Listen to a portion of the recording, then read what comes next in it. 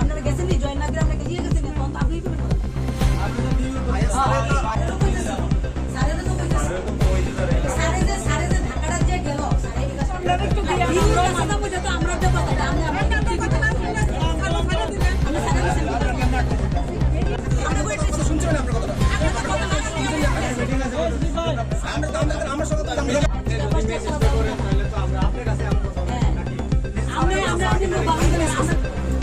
আমরা বাচ্চা দিলে আমরা আর পারতেছি না, না খাইতে খাইতে টেনশনে আজকে আমরা এই অবস্থা হয়েছি।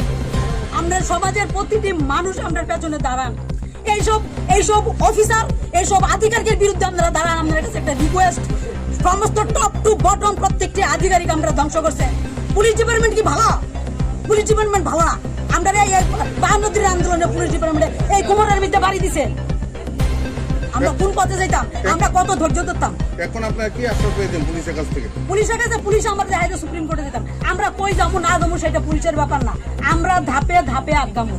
লিগেল অ্যাকশন প্রত্যেকটা নামে এইচএমতে শুরু করে IS, BDO, DO, director, secretary কেউ বাদ যেত না, কেউ বাদ যেত না।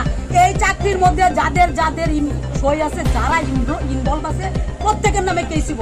আমরা যাতে ইলিগেলি কিছু না হয় সেই কারণে আইএস এর কাছে আইসি। আইএস স্যারের রিকোয়েস্ট করে স্যারের বলছি, স্যার আমরা ঝামেলায় যাইতে রাজি না, প্রত্যেকের নামই হইব। যতটুকুনি হয়েছে আমরা আজকে বিশাল আমাদের আরটিআই কোর্টে আছে, মহামান্য সুপ্রিম কোর্টে থেকে আমরা পাইছি যে তাদের উত্তরে আছে 462 জনের চাকরি আছে, বাকিরা চাকরি আছে। এবার আমরা স্যারের কাছে আইসলাম, আমাদের যার যার স্কুলে যে আমাদের ডিডি হইলে আমরা আইএস স্যার, আমাদের এখানে স্যার ঝগড়া বিবাদের কোনো দরকার নেই। আমরা আমাদের রেজিস্টার খাতায় সই করতে হবে, জাস্ট এইটুকু আমরা এটার লেগে আমরা আইসি। তো এমন অপেক্ষা করতে করতে করতে করতে স্যার বেরিয়ে গেলেন। এদের মধ্যে ঝগড়া বিবাদের কোনো দরকারই নেই। স্যারও স্যারের আইনের কাজ করবো, আমারও মান্যতা দেবে। একটা প্রশ্ন আজকে সারাদিন করে গেলাম, বলে স্যার যে এসএফপি মোতাবেক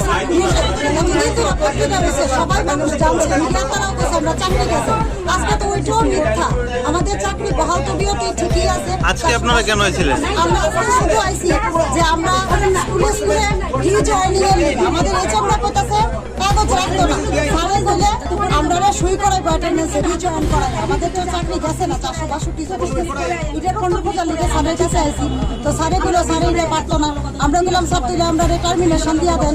অদ্যাবধি 28 মাস গেল, আমাদের আধিকারিক আমরা টার্মিনেশন দিচ্ছে না, আইএস স্যারও দিচ্ছে না, আমাদের ডিউ স্যার হাবুল্লাহ স্যারও আমরা এই ব্যাপারে কোনো কিছু করছে না। কিন্তু সরকারি কর্মচারী অবসরপ্রাপ্ত হইলে তার লিগে কিন্তু টার্মিনেশনই হয়, আমাদের কিন্তু কোনো কিছু হয়েছে না। আমি মিডিয়ার কাছে আজকে আপনারা মানে কতক্ষণ পর্যন্ত আইএস অফিসার ছিল? 10:30 থেকে এখন পর্যন্ত আমরা। এখন কয়টা বাজে? এখন কয়টা বাজে আমি করতে পারলাম না, কিন্তু আমরা কিন্তু বাচ্চা ঘরে রেখেছি, ছোট বাচ্চাকে। আজকে কিন্তু ঝগড়ার কোনো অবকাশ নেই।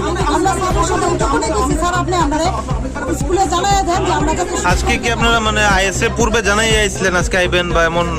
আমাদের সারা ত্রিপুরাতে মহকুমা ভিত্তিক প্রোগ্রাম তৈরি হয়েছে যে আমরা কিন্তু কোনো গন্ডগোল না যা স্যারের কাছে দেওয়া, আমাদের স্কুলে যাইতে আপনি পারমিশন দেন যাতে আমরা হাজিরা খাতায় সই করতে পারি। স্যারের কথা এটা কোন আইএস অফিস? এটা আমাদের বিশাল বড় আইএস।